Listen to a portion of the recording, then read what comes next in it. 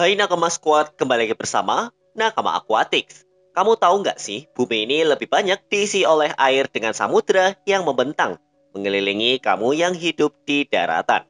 Air laut begitu banyak dan menjadi habitat bagi hewan-hewan atau biota lain yang tinggal di sana. 71% wilayah bumi tertutup oleh air, dengan lautan memegang sekitar 95% dari total air yang ada di bumi. Dengan fakta, kalau 95% air yang ada di bumi ini berada di lautan, maka dari itu, lautan menjadi habitat alami 49% dari totalan spesies ikan yang ada di bumi. Ikan-ikan yang berasal dari lautan ini punya bentuk beragam, serta tinggal di permukaan laut sampai di kedalaman.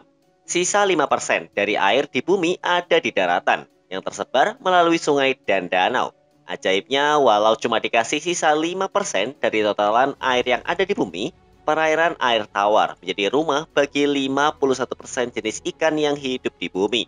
Walau cuma dapat 5% dari totalan air, perairan air tawar menjadi rumah bagi sekitar 18.000 spesies ikan. Namun permasalahan di lautan tentang polusi air akibat aktivitas manusia juga dihadapi oleh ikan-ikan hidup di air tawar. Mereka terkena dampak langsung dari aktivitas manusia karena tinggal berdekatan dengan manusia. Sampai ada anggapan kalau setiap 1 menit ada satu jenis ikan air tawar yang hilang di bumi ini. Mengapa demikian? Makanya tonton videonya sampai habis ya. Bab 1. Dunia air tawar sedang di ujung tanduk. Seorang vlogger dan influencer di dunia perikanan Coral Fish 12G pergi ke kedalaman Amazon untuk mengetahui seperti apa habitat ikan di sana. Dia pengen banget ngelihat kondisi alam dan habitat alami dari ikan-ikan yang biasa dipelihara di dalam akuarium. Dia juga pengen ngelihat gimana sih ikan-ikan tersebut survive di alamnya. Nah, buat menjelajahi Amazon, pria bernama lengkap George Mavrakis ditemani seorang ahli ikan yang sudah melalang buana keliling dunia buat memburu dan mencari ikan-ikan jenis baru buat keperluan konservasi. Beliau adalah Heiko Blecher, seorang pria asal Jerman yang hidup matinya ya buat ikan air tawar. Kamu tahu Cana Bleheri? Nama Cana tersebut diambil dari nama belakang Heiko, karena si penuh Bleheri, George Vierge, merasa jasa Heiko Blecher untuk dunia air tawar memang sangat besar, dan dia mempersembahkan temuannya sebagai penghormatan untuk beliau. Heiko juga membantu Vierge untuk menemukan ikan yang kini menjadi salah satu Cana paling digemari di Indonesia tersebut. George dan Heiko memulai petualangannya di Kolombia, salah satu negara Amerika Selatan yang dialiri oleh Sungai Amazon. Kolombia juga menjadi negara pengekspor ikan eksotis yang paling sering diminati karena ongkos kirim ke seluruh dunia jauh lebih murah ketimbang dari Brasil. Banyak importir asal Indonesia juga memilih Kolombia untuk memesan ikan daripada dari Brasil. Nah, karena Kolombia tidak punya garis pantai, maka negara ini sangat memanfaatkan hasil ikan dari sungainya, baik untuk dijual sebagai konsumsi atau dilempar ke luar negeri sebagai ikan hias. Kedua pria beda usia ini memulai petualangnya untuk masuk ke dalam area-area basah di Sungai Amazon buat temukan ikan-ikan jenis baru yang belum pernah ditemukan sebelumnya. Heiko dan George mesti menempuh perjalanan lebih dari 6 hingga 7 jam untuk sampai ke area hutan di mana mereka fokus mencari ikan-ikan di anak sungai kecil daripada di badan sungai besar. Dalam perjalanan ini, Heiko menerangkan jika hasil studi terbaru menunjukkan kalau ada 35.000 spesies ikan yang diidentifikasi setengah di lautan dan setengah lagi hidup di air tawar. Jadi ikan-ikan di air tawar lebih padat populasinya ketimbang di lautan. Karena air tawar cuma ada sekitar 2 hingga 3% dari keseluruhan air yang ada di muka bumi. Dengan lahan hidup yang sedikit, ikan-ikan air tawar sanggup bertahan dan selalu berkembang tanpa mendapat masalah yang merenggut populasi mereka. Justru, ancaman yang hadir kebanyakan dari aktivitas manusia, bukan dari fenomena alam yang benar-benar terjadi secara alami. Ketika ditanya oleh George soal orang-orang yang beranggapan bahwa ikan tidak seharusnya diambil dari alam dan dipelihara di dalam akuarium, Heiko menjawab dengan jawaban yang menarik.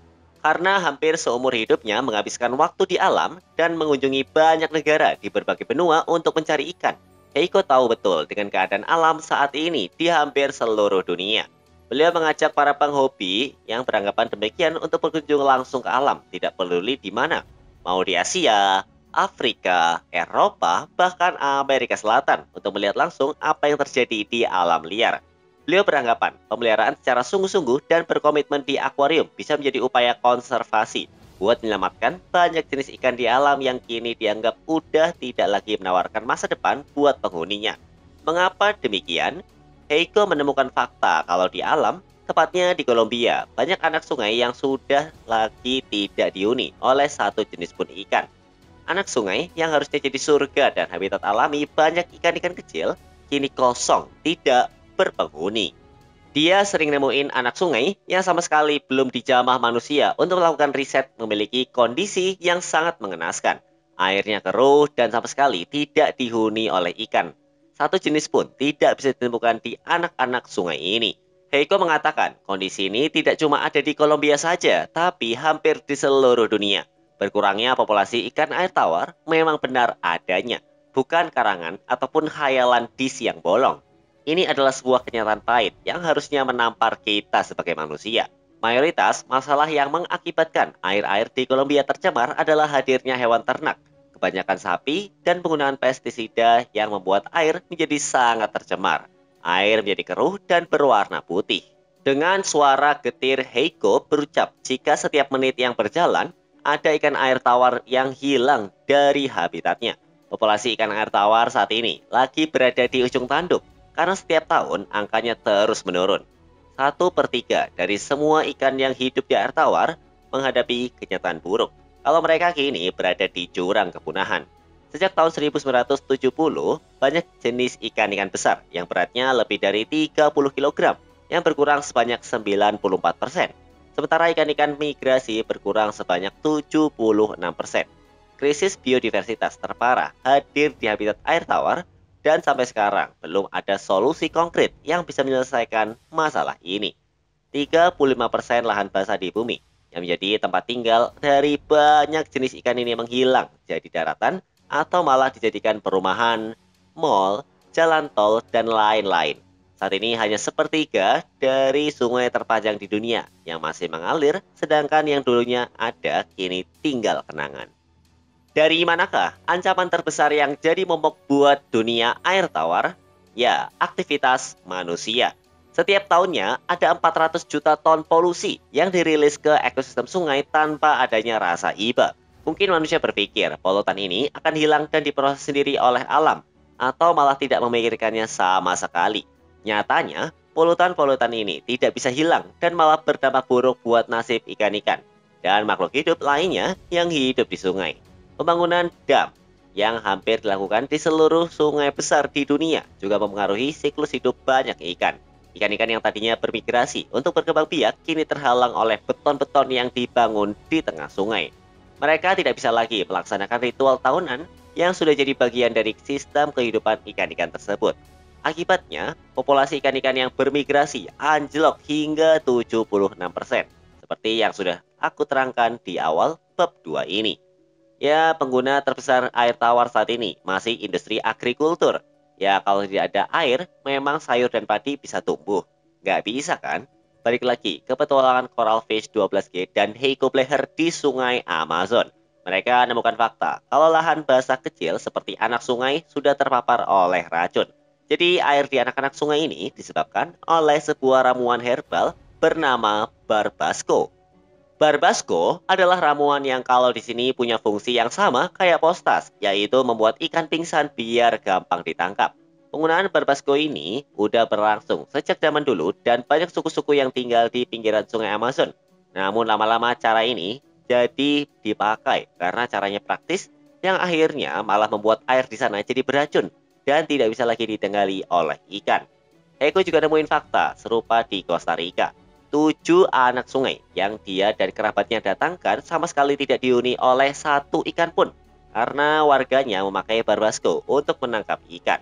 Sekali pakai, ikannya memang dapat banyak, tapi akhirnya tidak ada sisi sustainability yang bisa tercapai karena ikannya malah jadi tidak bisa tinggal di situ lagi. Akibatnya nelayan tidak bisa lagi menangkap ikan karena populasinya berkurang. Jika alam saja sudah tidak berpihak kepada ikan, lalu siapa yang akan membantu? Ya, kita sebagai manusia. Apa saja langkah yang bisa kamu lakukan melindungi ikan? Bab 3. Apakah ada masa depan untuk dunia air tawar?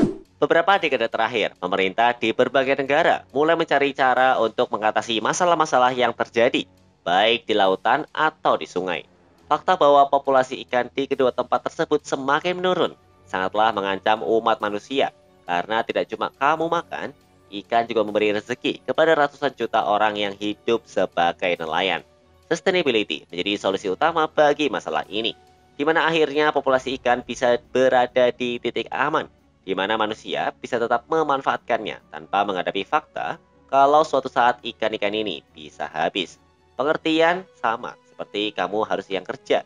Nah, mendapat gaji tetap adalah idaman bagi semua orang, karena dengan adanya gaji, dengan nominal yang tetap, kamu bisa mengatur standar hidup kamu berdasarkan gaji tiap bulan kamu. Kamu bisa memenuhi kebutuhan sandang, pangan, dan hiburan memakai uang yang kamu dapat secara stabil setiap bulan dari hasil kerja. Tanpa penghasilan berkelanjutan, kamu pasti akan kesulitan buat menemukan kebutuhan bulanan kamu. Inilah yang lagi diupayakan oleh semua negara yang punya produksi perikanan baik laut atau air tawar yang besar. Indonesia pun juga melakukan hal yang sama dengan fokus ke budidaya dengan membuat program Kampung Budidaya Perikanan, garapan Kementerian Kelautan dan Perikanan.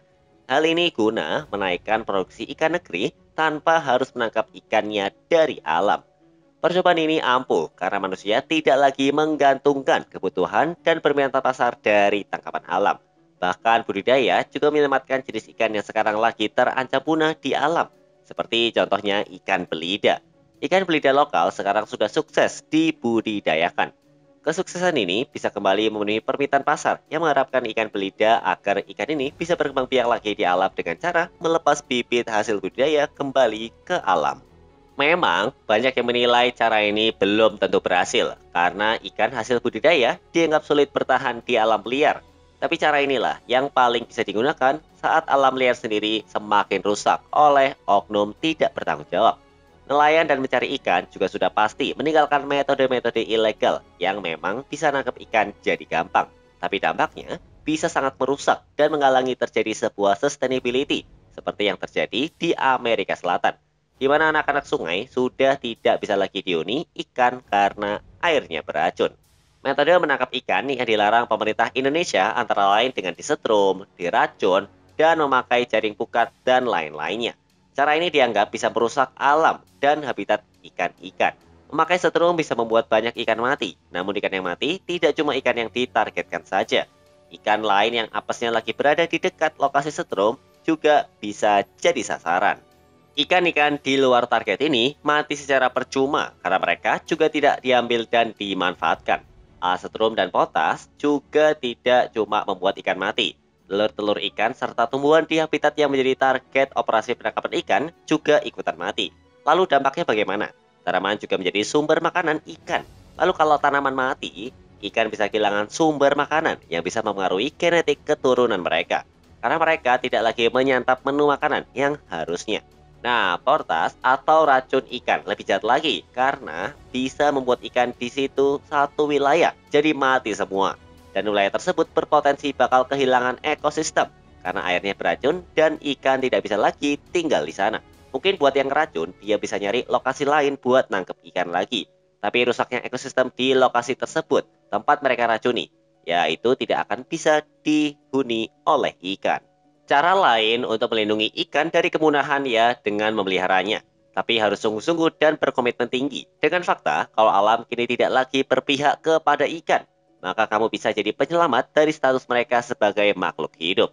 Kamu bisa memberikan mereka masa depan dengan merawat ikanmu dan juga sayang serta cinta kasih. Ngasih akuarium yang besar di mana mereka bisa terhindar dari stres dan merawat mereka secara bersungguh-sungguh. Upaya konservasi di kebun binatang dengan standar yang baik juga bisa menjadi harapan lainnya. Karena banyak sekali jenis ikan yang sudah kehilangan habitat aslinya dan akan sulit kembali di sana. Kamu bisa menjadi penyelamat ikan air tawar, cukup dengan merawat dan memeliharanya sembari terus bersuara guna membuka mata pemerintah dan pihak terkait untuk terus peduli dan lebih peduli lagi dengan sungai serta makhluk hidup yang ada di dalamnya. Karena ada anggapan kalau belum viral tidak akan ditangani. Yang memang jadi kenyataan, pasalnya ikan belida mesti punah dulu sebelum akhirnya dikasih perhatian dengan dibukakan tempat budidaya oleh pemerintah. Hal serupa juga yang lagi diupayakan oleh pedagang Canamaru di Kalimantan, yang berharap pemerintah punya standar ukuran untuk pengiriman Canamaru agar populasi mereka bisa terjaga di alam dan tidak hilang. Masa depan itu masih ada, namun asa juga harus dijaga. Bab 4. Kesimpulan. Semakin hilangnya ikan di alam, semakin cepat juga manusia akan menghadapi krisis yang lebih besar lagi. Karena kita bukanlah satu-satunya makhluk hidup di bumi ini. Tanpa ikan dan sumber daya lainnya, manusia bisa kehilangan hal penting, terutama pekerjaan. Tanpa pekerjaan, manusia tidak akan bisa lagi bertahan hidup. Sama seperti ikan yang harus mendapat air bersih, beroksigen, dan tidak beracun. Jadi stop pakai racun. Lebih baik pakai jala atau kail. Lalu pelihara ikanmu dengan sungguh-sungguh dan juga penuh cinta ya. Kalau menurutmu bagaimana? Tulis di kolom komentar ya. Sampai jumpa di video-video nakama aquatic selanjutnya.